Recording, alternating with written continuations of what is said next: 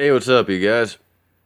I apologize for the lousy video quality and the audio because, well, camera issues, but I want to talk about the Star Wars Rise of Skywalker trailer.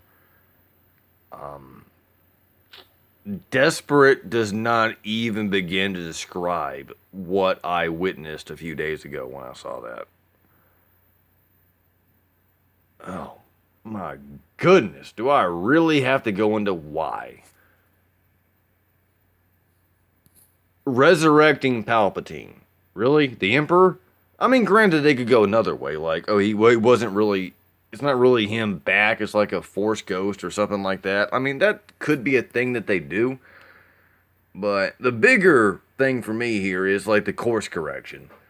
Um, Ryan Johnson, has doubled down on doing Star Wars the way he did it. It's like, oh, we need to make Star Wars relevant in the future. Like, dude, it's been relevant for like 40 years.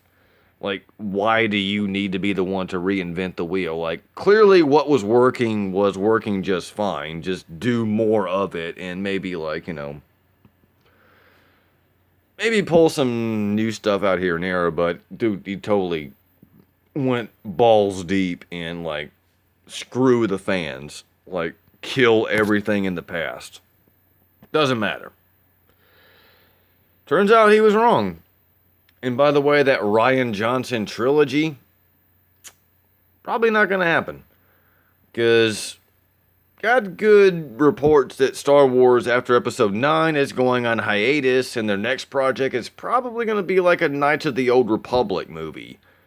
And I'm all for that because Star Wars Knights of the Old Republic, which I think takes place about 5,000 years before episode 1, if I'm not mistaken, that actually has a lot of really deep and really cool stuff to tap into. So I'm curious to see if that actually is a thing that happens.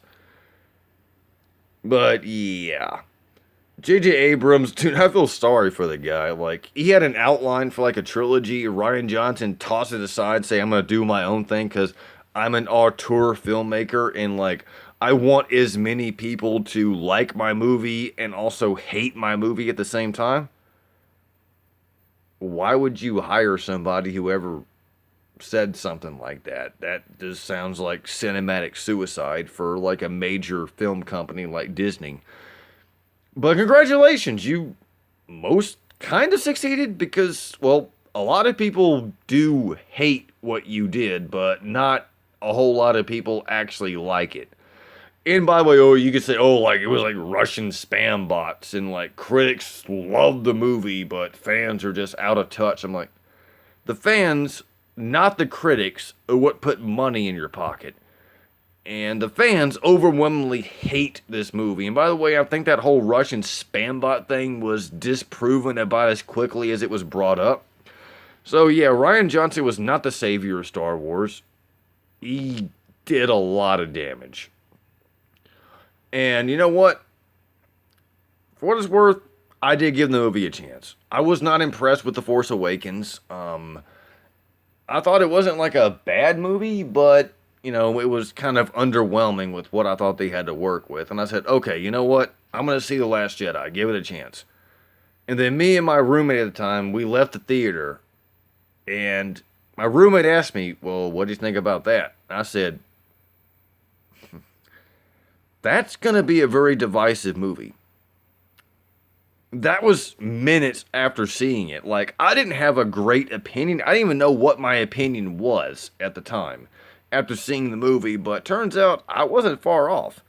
There were a lot of people that were like that. Like, I think I might like it, but I don't really know. If you have to second guess yourself like that, might be a sign something's not right in Kansas,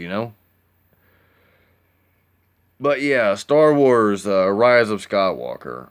Hints at a couple of things. Just the title alone, Rise of Skywalker. Like, how. Really? Rise of the Tomb Raider? The Dark Knight Rises?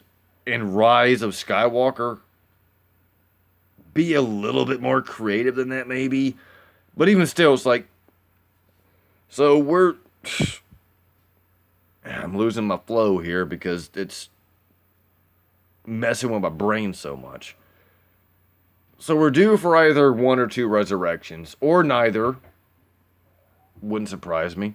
Either Luke is coming back, Palpatine is definitely coming back, either in like a Force Ghost or real on, but I'm betting they might try to drudge Luke out of it just for one last cameo, or at least a Force Ghost. I don't know, like, for all of Rian Johnson's big talk about kill the past, let it die, it's the only way to become who you're meant to be. Seems like J.J. Abrams is saying, well, not really. The past is what we're leaning on to get people into the theaters because you made a dumpster fire out of the last film. Well, that was my thoughts on the Star Wars Episode 9 trailer. If you want further validation of my thoughts, look into the comments section of the trailer. Guarantee you, first 30 or 40 comments are going to be negative. No one is looking forward to this movie. As a matter of fact, the most buzz about Star Wars before this trailer dropped is how much buzz there wasn't. Nobody cared.